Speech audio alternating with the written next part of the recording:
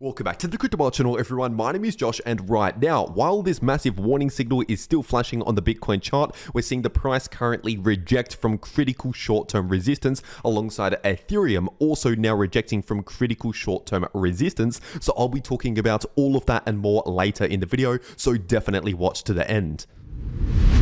First of all, just before getting into the Bitcoin charts today, just quickly reminding you that there's only just over 4 days to go until the Bitcoin halving, which, by the way, only happens once every 4 years, in case you're new to all of this. And we can see the impact of the Bitcoin halving on the Bitcoin chart. This is on the monthly Bitcoin chart, so each one of these candles is an entire month worth of price action. And so this is basically looking at Bitcoin's entire price history going all the way back to around 2011. And so far in Bitcoin's history, we have seen 3 previous halvings, and this next halving in just a few days from now will be the 4th Bitcoin halving in Bitcoin's history. And as we can see here, the halvings happen roughly once every 4 years, almost exactly every 4 years. And we usually see major Bitcoin bull markets starting just before the halving and continuing after the halving. And usually the bull markets continue after the halving for roughly around 1 year after the halving. And then, as always, there's another Bitcoin bear market around the corner, but usually those Bitcoin bear markets where Bitcoin comes crashing back to the downside, they usually occur right in between the Bitcoin halvings. And so usually the Bitcoin bear markets start roughly around 1 year after the halving, and then they usually last for roughly around 1 year, and they end roughly around a year before the next halving. And so basically the absolute best times to usually buy Bitcoin, at least based on Bitcoin's history, is within 1 year before each Bitcoin halving. But obviously, even right now, even if we're sitting close to all-time highs, at least based on Bitcoin's history, we are still not too late to Bitcoin. If you've just found this channel, you're still not too late. Because once again, based on Bitcoin's entire price history, we should still have roughly around a year worth of bull market ahead of us.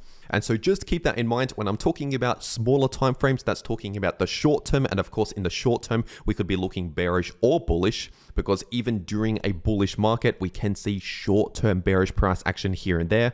And so as I always say, it's important to understand the difference between the different timeframes. Once again, on the larger timeframes, looking at the bigger picture, I'm still extremely bullish on Bitcoin in terms of the bull market and the larger bullish trend. But obviously, from time to time on smaller timeframes, I might look a little bit more bearish on Bitcoin, but that's only talking about the shorter term. And if we're taking a look at the 3-day Bitcoin chart, obviously during this very bull market, we've seen multiple decent sized pullbacks along the way already. And in fact, this latest pullback from the all-time high down to the lowest point, at least as of right now, we've pulled back roughly around 18% from high to low. And so as of right now, this is basically just a standard pullback. Even during a bullish market, once again, we can see 20 or even 30% pullbacks, even during a larger bullish trend. And in case you're new to this channel, one of the major reasons as to why we've seen a bit of a pullback more recently is due to the fact that the DXY, also known as the US dollar index, has been spiking massively to the upside. And basically, the DXY and the price of Bitcoin usually have an inverse correlation, meaning when the DXY is bullish, that's usually bearish for Bitcoin and crypto, and vice versa. When the DXY is bearish, that's usually very bullish for Bitcoin and crypto. And so at least for now, with the DXY spiking to the upside, this is still a bit of a warning signal to pay attention to, telling us that we could perhaps see a little bit more short-term bearish price action, so just keep that in mind. But as always, I'll keep you up to date on what's happening here in the DXY and many other important charts every day here on the channel. So if you're new to the channel, make sure you subscribe to this channel with notifications turned on so that you don't miss out on any of these important update videos. And as of right now, this break to the downside from this triangle pattern right here is technically still active, because we have not yet broken out back above this line right here, which by the way is sitting at just above 67,000. And so for now, while the price is still below that level, this break to the downside and this technical price target to the downside is technically still active and in play. And that price target, in case you're new to the channel, is sitting at around 55,000. But it's important to understand that between the current price and that price target, there is an area of support to pay attention to, which we've just bounced from over the last few days, and that's sitting in between around 61 to 62,000. And so at least for now, it's still a possibility. It's still a possible outcome where the price could simply just bounce around that area of support and not even make it to that price target. But basically, if we start to see the price of Bitcoin actually break below around 60,000, give or take with confirmation, then it becomes much more likely that would actually hit this price target and complete the pattern once again at around 55,000. And if we're zooming into the short term, looking at the 6-hour Bitcoin chart, we can see over the last couple of days, we actually saw a decent bounce back to the upside, exactly from this area of support, which was sitting in between around 61 to 62,000, with the local low actually sitting closer to 60,000. But just recently, at the time of recording this video, we're currently rejecting from this area of resistance, which was previous support. And this is an area on the chart that I've been talking about here on the channel, in between around 65 to 66,000 approximately. And so when it comes to my trading strategy right now for Bitcoin, obviously, if you've been watching my last few videos here on the channel, you would know that I've slowly been scaling into a long position as the price has been dropping here over the last few days. And with this large bounce back to the upside, that actually put that long position back into profit, even though I started scaling into the long position up at higher prices, due to the fact that I continued scaling into that position with buy orders to the downside as the price continued dropping. That simply lowered my entry price, and my average entry price was sitting closer towards around 64 to 65,000. And with this bounce back to the upside running into this area of resistance, I actually took profits around that area, as I shared in real time over on my Twitter. And so if you want these extra real-time updates throughout the day, check out my Twitter. Once again, link down below this video if you want those extra real-time updates throughout the day. And so for everyone in the comment section that was saying that I'm going to get liquidated and wrecked on that long position, well, I've actually taken profits from that position. Yes, profits, not losses. And now if the price continues dropping further to the downside, I'll potentially be open to adding into a new long position, just a relatively low leverage long position. And basically, if the price bounces back to the upside, usually in that scenario, I start to increase the leverage just to withdraw some margin. But while the price is dropping, especially dropping quickly like what we saw just a few days ago, I stick to relatively low leverage. I'm talking like 2 to 3x leverage.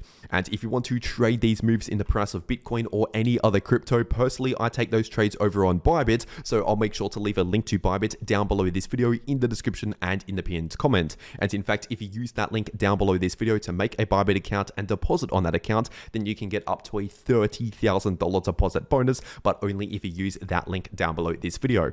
And also, if you use that link, it will take you to this page right here where you can claim an exclusive 200 USDT airdrop position. And so if you're going to be trading crypto anyway, you might as well check this out. Once again, first link down below this video. But for whatever reason, if you cannot access Bybit or if you cannot KYC on Bybit, there is also Bitflex, which is another crypto exchange similar to Bybit, but you don't need KYC for Bitflex. And so I'll also leave a link to Bitflex down below this video as an alternative crypto exchange. And if we're taking a quick look at the Bitcoin liquidation heat map, we still have a massive amount of liquidity to the upside, sitting at just underneath $72,000. And so basically, once the price of Bitcoin eventually crosses above 72,000, that will liquidate billions of dollars of short positions right underneath 72,000. And so just keep that in mind. That could potentially trigger a major short squeeze if we cross above 72K. And especially while the Bitcoin funding rates are still currently sitting in negative territories. And I talked more about this in my last 2 videos here on the channel. So if you want to know more about the negative funding rates and what this means for Bitcoin and crypto, then check out my last few videos here on the channel. But anyway, getting into the Ethereum part of this video, this is on the weekly time frame, and we've now officially confirmed a weekly candle close below this golden pocket, which was sitting in between around 3.4k to 3.5k. But obviously, we already saw that drop to the downside exactly to that next level of support at around 2.9k, and so far we have found support around 2.9k as expected. But if we actually break below 2.9k as well, then in that case, we could potentially see a drop back down towards around 2.4k to 2.5k as the next significant support. But once again, I would only expect a drop down to those levels if we first confirm a break below around 2.9k, which as of right now has not yet happened. And if we're taking a look at the 12-hour time frame, obviously over the last 1 to 2 days or so, we did see a decent bounce back to the upside from when the RSI on the 12-hour time frame brushed against oversold territories.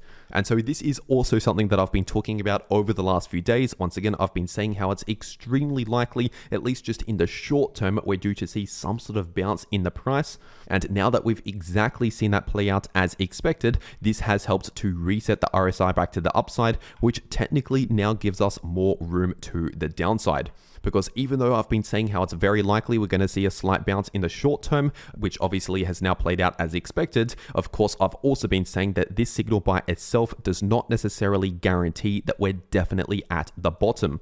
Because all that means is just in the short term, we're kind of reaching the lower limit and we're due to see a bit of a break from all of the bearish price action, but not necessarily the complete end of the bearish price action, at least in the short term. And if we're zooming further into the short term, looking at the 6-hour time frame right now as of recording this video, after this decent bounce back to the upside from this exact area of support, we're now seeing a rejection from this exact area of resistance, which was previous support. And this area of resistance, which I've also been talking about here on the channel, is sitting in between around 3.2k to 3250. And so for now, that's still the resistance to pay attention to. But if we saw a breakout above around 3250, the next significant resistance to the upside is sitting at around 3470 to 3530. And as for short-term support, it's possible we could find some support at roughly around 3.1k, but if we see a further pullback to the downside, we still have this major area of support based on previous support sitting in between around 2850 to 2950. And if we're taking a quick look at the price of Solana on the 8-hour time frame, just like Bitcoin and Ethereum, we also saw a bounce back to the upside over the last couple of days in the price of Solana. But also, just like Bitcoin and Ethereum, we're now seeing a bit of a short-term pullback once again, as we have rejected from this 38.2% Fibonacci level of resistance, which is sitting at roughly around $155. And we should also find a bit of resistance in this area, sitting in between around 143 to 149. And the next resistance above all of that is sitting at around 166 approximately.